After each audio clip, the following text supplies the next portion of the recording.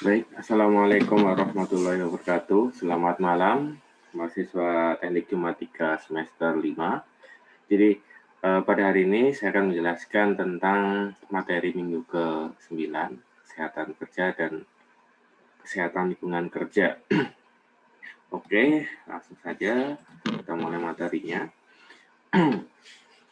Kita perlu memahami tentang simbol dari K3 ya. Jadi ada motonya yaitu utamakan keselamatan dan kesehatan kerja. Berdasarkan keputusan Menteri Tenaga Kerja nomor 1135 tahun 1987, simbol ini memiliki 5 unsur utama. Yang pertama adalah unsur palang yang berarti bebas dari kecelakaan dan sakit akibat kerja. Jadi palang atau simbol plus ini adalah bebas dari kecelakaan. Kemudian roda gigi adalah menyimbolkan bekerja dengan kesegaran jasmani dan rohani. Dan warna putih artinya bersih dan suci, warna hijau berarti selamat, sehat, dan sejahtera. Dan roda gigi yang berjumlah 11 itu adalah 11 bab dalam Undang-Undang Keselamatan Kerja. Jadi simbol ini adalah simbol yang perlu Anda ketahui sebelumnya.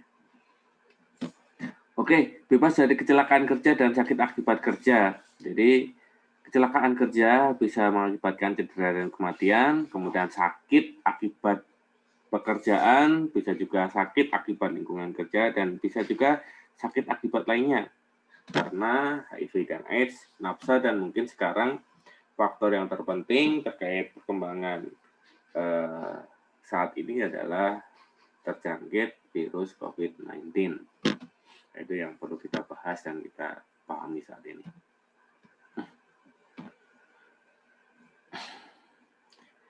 Baik, pada materi ini kita akan membahas tentang macam-macam sakit yang dipengaruhi oleh 3 hal utama, sakit akibat pekerjaan, sakit akibat lingkungan kerja, dan sakit karena HIV, AIDS, nafsa, dan juga COVID-19.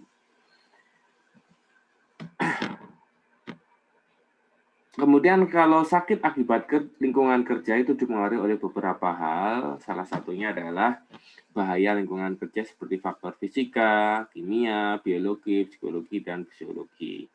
Kemudian lingkungan kerja yang lainnya adalah izin perusahaan, kemudian yang lainnya lagi adalah bahaya besar seperti pencegahan dampak dari kecelakaan besar, kemudian pestisida jika tenaga kerja bekerja di bidang pertanian, kemudian bahan kimia berbahaya, mudah meledak dan terbakar, kemudian sanitasi lingkungan seperti penyakit menular dan limbah industri. Nah, ini adalah beberapa contoh faktor-faktor yang bisa mempengaruhi terjadinya sakit akibat lingkungan kerja. Bahaya lingkungan kerja yang pertama adalah faktor fisika, meliputi kebisingan, kemudian iklim kerja, pencahayaan, radiasi, tekanan udara, dan getaran mekanis. Ada batas-batas atau standar-standar tertentu terkait aspek fisika di sini. Jadi tempat kerja itu boleh bising, tapi tidak diperkenankan melewati nilai ambang kebisingan tertentu. Begitu juga untuk iklimnya, kemudian untuk pencahayaan, radiasi, tekanan udara, getaran mekanis, dan lain sebagainya. Ini seringkali Anda jumpai ketika Anda ke mall, misalnya Grand Mall, Mega Mall, atau mall-mall yang menyediakan tempat parkir di tempat tertutup. Kalau Mega Mall sudah cukup baik ya, tapi kalau beberapa mall menyediakan tempat parkir yang cukup gelap, di sana pegawai karcis mallnya itu agak kurang sehat ya, karena dia berada pada pencahayaan yang tidak alami karena berada di basement dan tidak mendapatkan cahaya langsung dari matahari, dan ini bisa mempengaruhi sakit tenaga kerja tersebut karena lingkungan kerja di sana. Kemudian faktor kimia contohnya adalah debu, serat, partikel, cairan, gas, dan uap, reaksi kimia lainnya. Ini umumnya menyerang ke kesehatan pernapasan ya. Kemudian faktor biologi seperti virus, bakteri, jamur, cacing, kutu, hewan, atau tumbuhan. Virus ini salah satunya juga COVID juga bisa masuk ke sana. Jadi COVID itu bisa adalah suatu hal yang bisa mempengaruhi bahaya sakit karena lingkungan kerja dan juga bisa karena faktor yang lain. Kemudian faktor fisiologi seperti beban kerja dan peralatan di dalam tubuh. Dan faktor psikologi adalah hal-hal yang mempengaruhi kejiwaan. Contohnya hubungan kerja antar karyawan ataupun hubungan kerja dengan atasan yang tidak harmonis yang mengakibatkan stres dan mungkin bisa mengakibatkan tekanan darah tinggi atau penyakit jantung. Nah, ini juga hal-hal yang sederhana yang mungkin bisa mengakibatkan kecelakaan yang lebih parah lagi. Kita bahas bahaya lingkungan kerja satu persatu. Jadi, sekali lagi, kita boleh bekerja pada taraf kebisingan tertentu. Di sini kita perlu memperhatikan nilai ambang batas atau selanjutnya saya sebut sebagai NAB kebisingan. Jika umumnya tenaga kerja bekerja 8 jam per hari, maka nilai kebisingan yang diperkenankan adalah 85 desibel. Kemudian kalau misalnya setengah hari atau 4 jam per hari, itu adalah 88 desibel. Kemudian semakin kecil jamnya, maka toleransi nilai ambang batasnya akan semakin tinggi karena frekuensi mendapatkan kebisingannya tidak akan semakin besar. Jadi tidak banyak ya bebannya. Kalau 1 jam itu kan beban kebisingannya bisa ditampung dengan jumlah yang lebih besar daripada kita bekerja yang lebih lama. Nah, di sini untuk mengukur tingkat kebisingannya kita umumnya menggunakan sound level meter. Inspektor K3 akan melakukan pengecekan kebisingan dengan memasang sound level meter pada area kerja. Nah, ini ada beberapa alat APD yang bisa digunakan untuk meminimalisir kebisingan yang ditimbulkan yang mengakibatkan potensi sakit atau penurunan pendengaran. Misalnya menggunakan penutup telinga ataupun sumbat telinga. Kemudian untuk bahaya lingkungan kerja yang lainnya nanti akan dibahas pada materi yang setelah ini. Kemudian hygiene perusahaan. Hygiene perusahaan adalah suatu upaya pengenalan lingkungan, penilaian, dan pengendalian agar tidak mengganggu kesehatan kerja. Berdasarkan UU nomor 3 tahun 1969 pada konvensi ILO nomor 120 pasal 8, semua bangunan yang digunakan oleh pekerja harus mempunyai ventilasi. Ini penting. Kemudian semua bangunan yang digunakan oleh pekerja harus mempunyai penerangan yang cukup sedapat mungkin alami. Jadi penting bagi rekan-rekan ketika bekerja pastikan Anda cukup mendapatkan sinar matahari yang memadai. Kemudian suhu yang nyaman dan tetap apabila keadaan memungkinkan harus dipertahankan dalam bangunan yang digunakan oleh pekerja. Nah, ini jika Anda bekerja di bidang survei, hal yang cukup berbahaya itu sering Anda jumpai ketika Anda dituntut untuk bekerja di lapangan, kemudian ketika capek, panas dan gerah, ketika jam istirahat pasti Anda akan menuju ke tempat AC ya. Dan otomatis perubahan suhunya itu kan terlampau jauh. Nah, hal inilah yang bisa mengakibatkan sakit akibat kerja. Ada batas minimum berapa besar perubahan suhu yang diperkenankan ketika Anda bekerja di luar ruangan dan di dalam ruangan. Kemudian berdasarkan UU nomor 3 tahun 1963 pasal 12, persediaan air minum yang cukup, yang sehat harus ada bagi keperluan pekerja. Kemudian UU nomor 3 tahun 1969 pada konvensi ILO nomor 120 pasal 13 adalah perlengkapan untuk mencuci dan saniter yang cukup harus disediakan dan dipelihara dengan baik.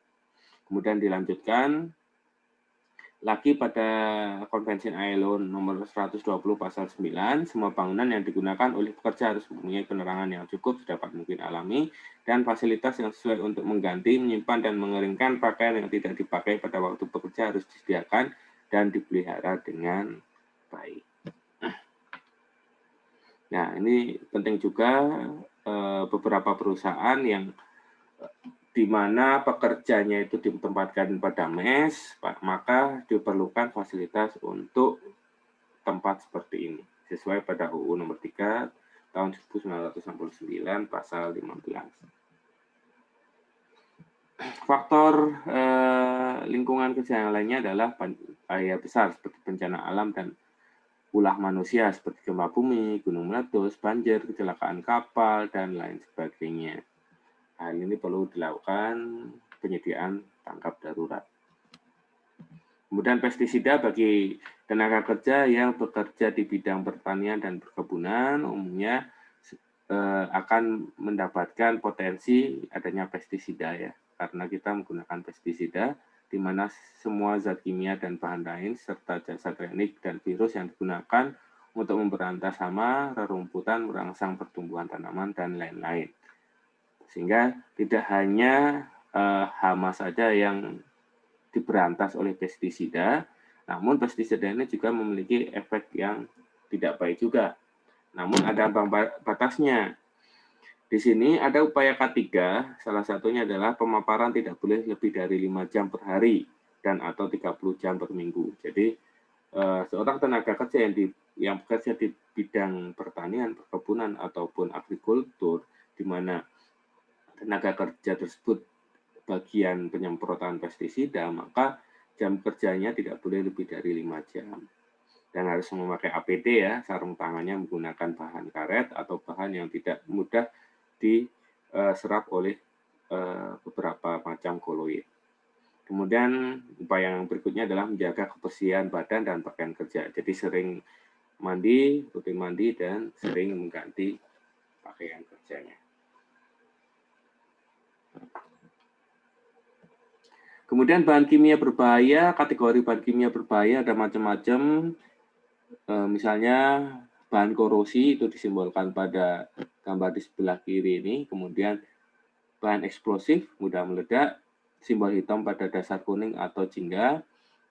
Kemudian bahan mudah terbakar berupa cairan, disimbolkan dengan hitam dengan dasar merah. Kemudian bahan mudah terbakar dengan bentuk zatnya adalah padatan, simbolnya hitam pada dasar putih dengan strip merah vertikal. Kemudian bahan mudah terbakar yang reaktif terhadap air disimbolkan dengan hitam pada dasar biru muda, karena air ya. Kemudian bahan mudah terbakar, simbol hitam pada dasar putih untuk tengah atas dan merah untuk tengah bawah. Kemudian bahan oksidasi, simbol hitam pada dasar kuning atau jingga, dan bahan iritasi. Nah ini salah satu upaya-upaya yang ditetapkan terkait penggunaan bahan kimia adalah memberikan simbolisasi atau tanda-tanda terkait hal-hal yang perlu kita hindari ketika kita berada di dekat dengan bahan kimia. Umumnya diberikan label-label seperti itu. Kemudian untuk sanitasi, usaha kesehatan masyarakat lingkungan industri dengan mengadakan pencegahan penyebaran penyakit menular atau lain gangguan terhadap kesehatan tenaga kerja yang menyebabnya tidak bisa dikerjakan dari proses produksi. Di sini ada beberapa ketentuan yang sudah diatur di Permen Nomor 7 tahun 1964 pasal 8 ayat 5 dan 4.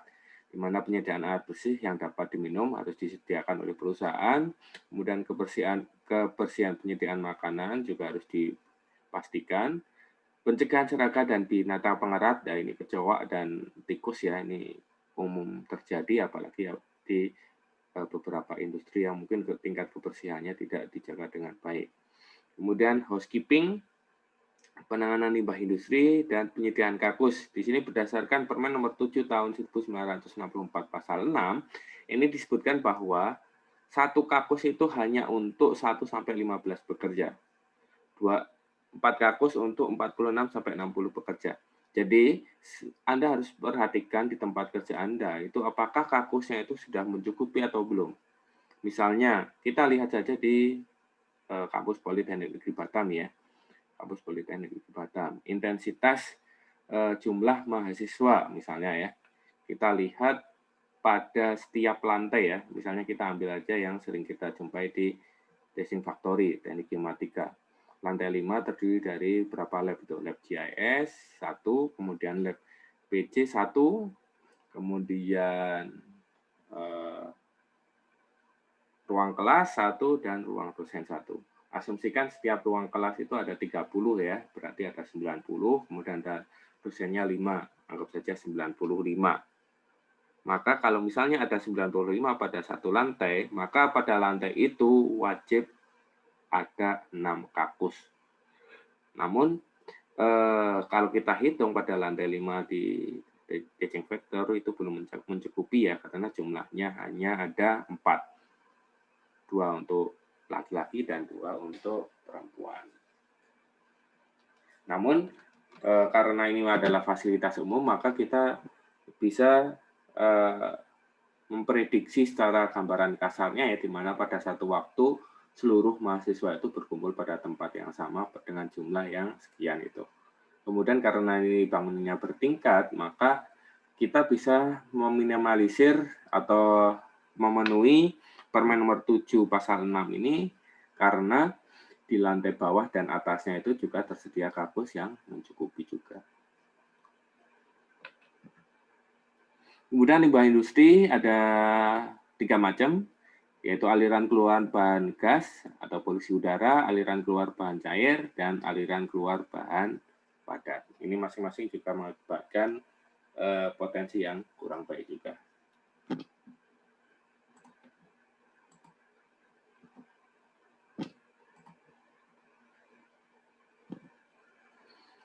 Kemudian yang berikutnya adalah sakit akibat lainnya, yaitu HIV/AIDS dan nafsa.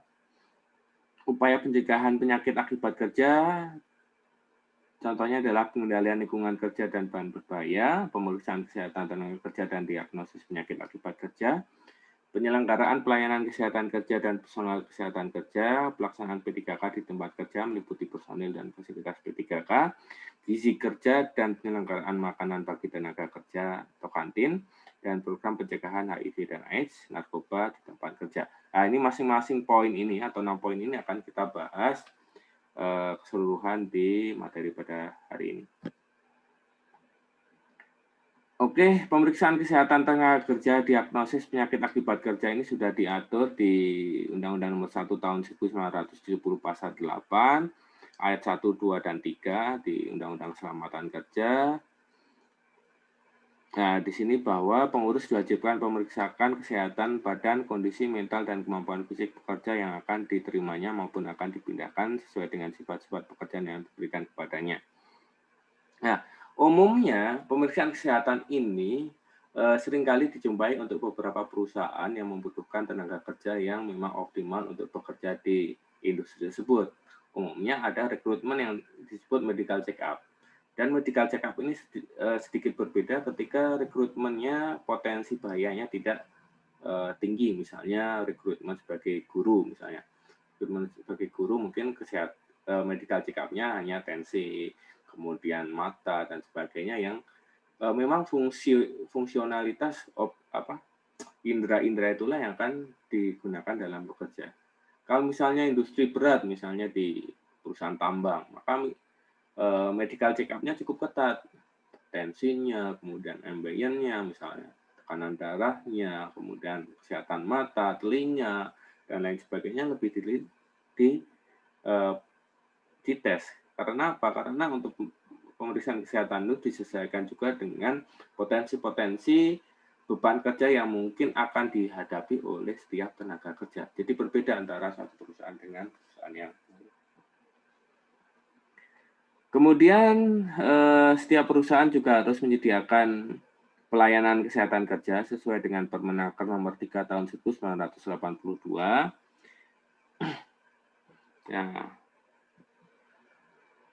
Jadi penyelenggaraannya itu bisa diusahakan dengan 3 cara. Yang pertama adalah diselenggarakan sendiri oleh pengurus atau perusahaan itu menyediakan PKK sendiri. Kemudian diselenggarakan oleh pengurus dengan mengadakan ikatan dengan dokter atau pelayan kesehatan lain, misalnya menggunakan pihak ketiga dari dinas kesehatan misalnya, atau dari dokter swasta misalnya. Itu bisa juga dilibatkan. Bisa juga pengurus dari beberapa perusahaan secara bersama-sama menyelenggarakan suatu pelayanan kesehatan kerja. Nah, ini misalnya di tempat tambang ya, kalau di site itu kan umumnya ada kontraktor, ada owner ya, owner perusahaan misalnya perusahaan tambang. Kemudian ada lagi pengelolanya. Nah, maka di sana kan terdiri dari beberapa anak perusahaan.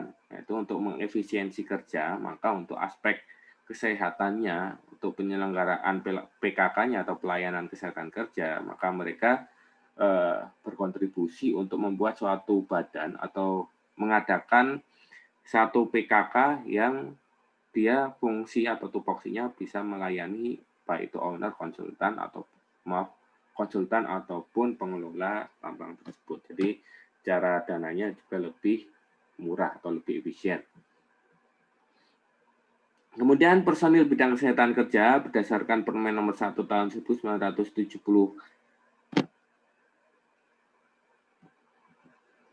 atau 79 dan 79 di sini adalah tentang wajib latihan hiperkes bagi dokter perusahaan, itu harus memiliki sertifikat seperti itu, dan tentang kewajiban latihan higien perusahaan, keselamatan kesehatan kerja bagi para medis perusahaan.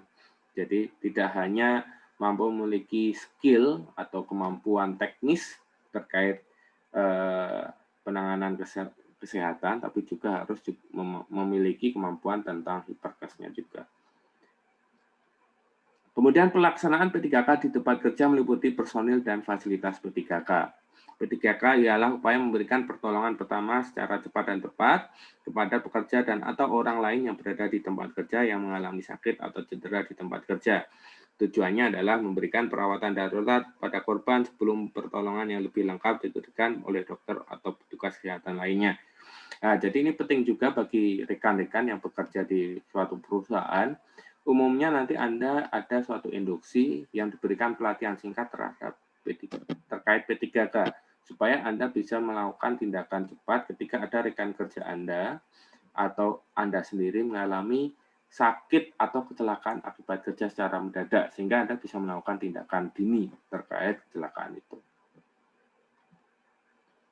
Berdasarkan Permenaker nomor 15 tahun 2008 pasal 2, pengurus wajib menyediakan petugas P3K dan fasilitas P3K di tempat kerja. Pengurus wajib melaksanakan P3K di tempat kerja. Jadi umumnya satu organisasi pelayan kesehatan kerja itu umumnya ada dalam tanda kutip disisupi juga oleh petugas P3K. Jadi biar satu paket gitu ya. Tapi sebenarnya harusnya itu terpisah ya, P3K sendiri, kemudian PKK sendiri, karena tupoksinya berbeda. Tapi beberapa perusahaan melakukan efisiensi dengan cara seperti itu. Kemudian fasilitas P3K itu contohnya adalah ruang P3K, kemudian kotak P3K dan isi, alat evakuasi dan transportasi, fasilitas tambahan berupa APD, dan lain sebagainya. Nah, ruang P3K ini kalau dulu waktu di sekolah dasar itu apa ya namanya ya, apa ketika upacara lupa bawa topi, terus apa agak ada gimmick sedikit kan, kemudian aduh ke ruang P3K saja biar aman gitu. Nah, sebenarnya ruang P3K bukan untuk seperti itu ya, tapi untuk memang digunakan untuk memang yang benar-benar darurat. Nah, ini si kotak P3K ada macam-macam, ini juga harus lengkap ya, karena merupakan hal yang penting ketika kita akan melakukan tindakan dini terhadap suatu kecelakaan kerja, dan ini harus dicek secara berkala karena setiap obat itu pasti memiliki masa kadaluarsa tertentu. Jadi setiap kotak P3K di perusahaan apapun kan pasti ada tabularnya ya, yaitu gunanya untuk melakukan pengecekan tanggal-tanggal kadaluarsa obatnya. Oh, ini masih baik, ini masih bagus, masih berlaku dan sebagainya. Nah, di sini ditentukan bahwa untuk potensi bayar rendah itu jumlah fasilitas P3K adalah satu untuk 25-150 pekerja dan berikutnya, dan satu untuk setiap kelipatan 150 atau kurang. Jadi pengurus wajib menyediakan ruang P3K dalam hal ini mempekerjakan pekerja atau buruh 100 orang atau lebih, dan mempekerjakan pekerja atau buruh kurang dari 100 orang dengan potensi bahaya tinggi. Kemudian di sini hal yang terpenting sudah diatur pada Permenaker nomor 15 tahun 2008, yaitu tentang pelaksanaan P3K di tempat kerja meliputi personil dan fasilitas P3K. Jadi asumsi kalau misalnya di TF lantai 5 itu ada 95 atau katakanlah 100 mahasiswa dan dosen pada saat bersamaan, maka pada lantai 5 TF itu harus setidaknya disediakan satu kotak P3K. Tapi kalau ini sudah terwujud ya, sudah ada ya di lab penginderaan jauh saat ini sudah ada dan memang masih bagus ya dan dilakukan pengecekan berkala. Jadi dari higien perusahaan, TF itu sudah bagus, kemudian dari aspek penyakit akibat kerja ketersediaan P3 juga sudah baik.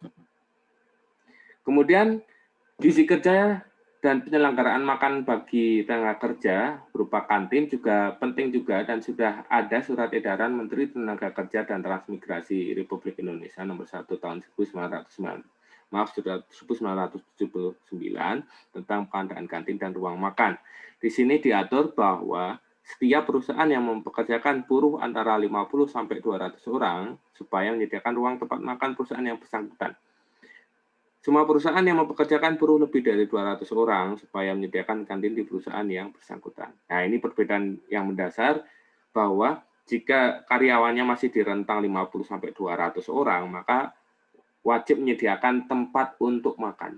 Jadi tidak menyediakan kantin, tapi tempat untuk makan, space area untuk makan. Tapi kalau lebih dari 200 orang, maka ada tempat makannya dan ada kantinnya atau yang penyedia makannya. Kalau di bawah 50, perusahaan tidak wajib menyediakan space area.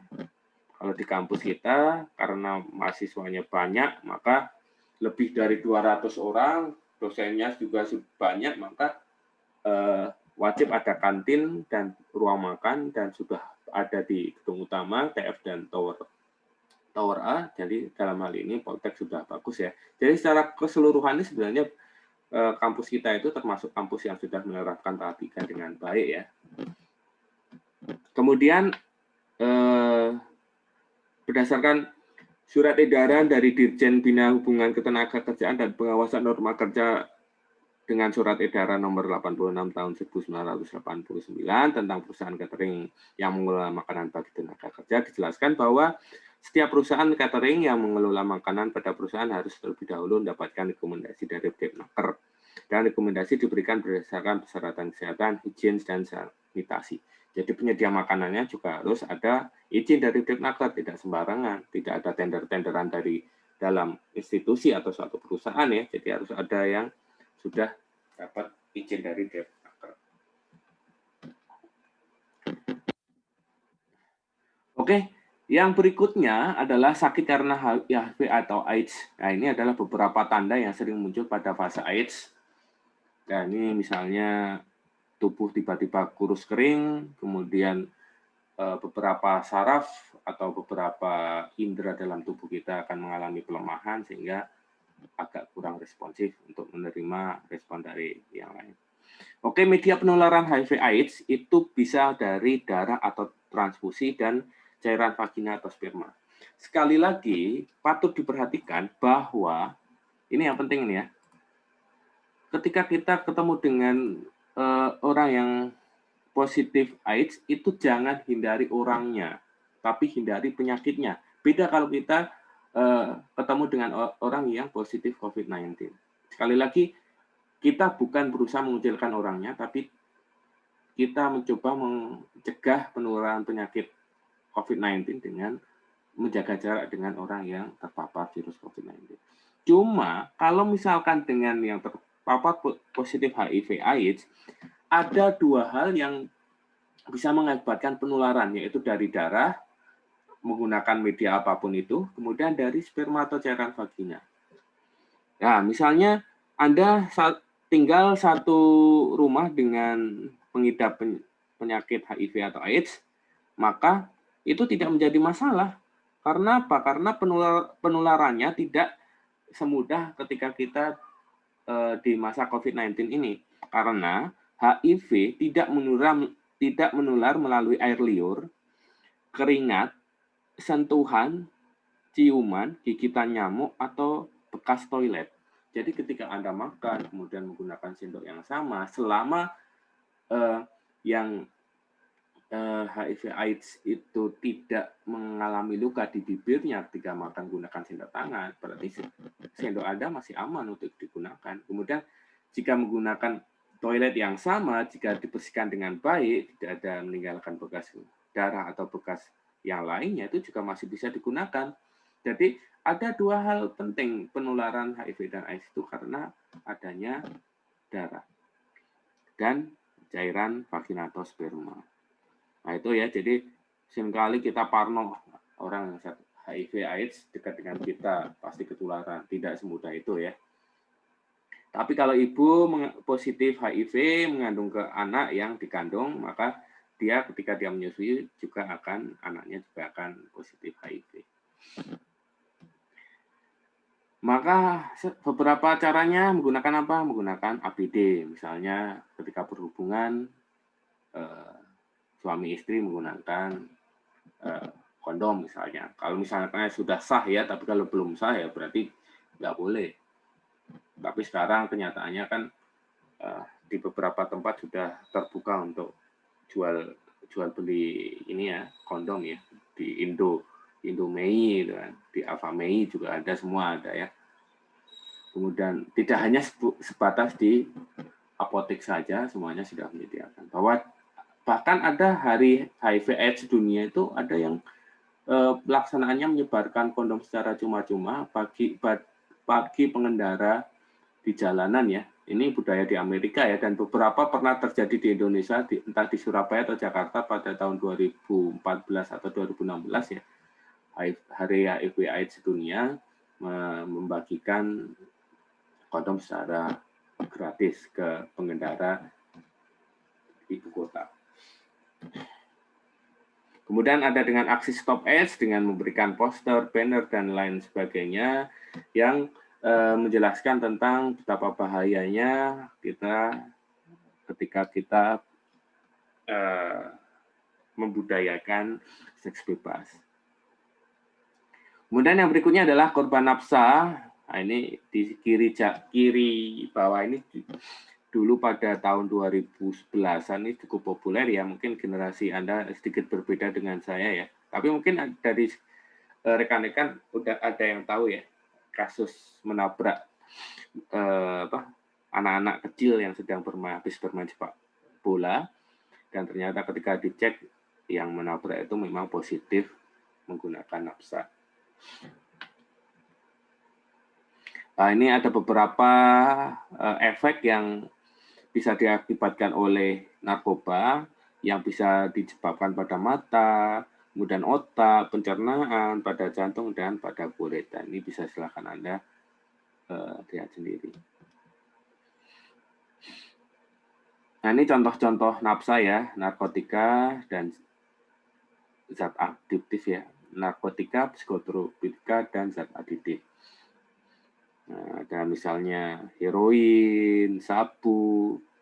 Nah, ini beberapa contoh yang dan ini adalah ganja. Nah, di sana ada terlihat bahwa tentara yang dia sedang berperang ya, apa hubungannya tentara dengan nafsa ini seringkali digunakan ya. Contohnya kalau misalnya Anda pernah nonton film perang yang cukup populer pada zaman saya kecil waktu itu adalah Saving Private Ryan. Nah, Saving Private Ryan itu adalah dulu ceritanya seorang keluarga memiliki beberapa anak yang semuanya itu masuk ke militer dan semuanya itu meninggal kecuali anak yang paling bungsu. Nah, anak paling bungsu ini dilindungi oleh angkatan militer di Amerika Serikat supaya tetap hidup. Nah, salah satu potongan di sana ketika ada proses atau peperangan, ada salah satu anggota militer Amerika yang mengalami luka yang berat, maka ketika tentara yang lain mencoba melakukan tindakan P3K, mereka memberikan heroin ya, disebut heroin supaya bisa meminimalisir rasa sakit di lukanya sehingga bisa melakukan tindakan P3K dengan baik. Nah, ini juga sebenarnya ditetapkan boleh pada kadarnya dan sesuai dengan ketentuan perundangan. Jadi kalau untuk alasan medis itu diperbolehkan dengan ketentuan perundangan yang berlaku. Tapi kalau untuk alasan yang lain itu kan tidak diperkenankan. Dan karena apa? Karena dampaknya juga berbahaya, mengakibatkan kesehatan yang tidak baik dan mengakibatkan sakit ya. Nah, kalau yang di sebelah kanan bawah ini sakau ya, sakit karena putau ya. Jadi kadang tuh orang yang mengkonsumsi narkoba itu nggak ada duit lagi, dia rela untuk membelah kulitnya sendiri, ada darahnya keluar, dia suntik, dia infus lagi ya. Jadi sangat menjijikkan ya menurut saya. Tapi ini memang banyak terjadi di kita saat ini. Dan semoga rekan-rekan semua tidak ada yang dekat dengan perilaku.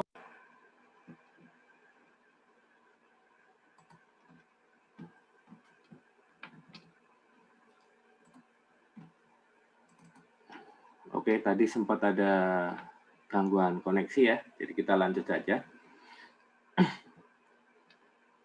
Saya kurang tahu tadi gangguan koneksinya sudah sampai mana. Oke, jadi katakan tidak pada narkoba, itu hal yang terpenting dan semoga rekan-rekan tidak ada yang terjerembab pada nestapa narkoba gitu ya.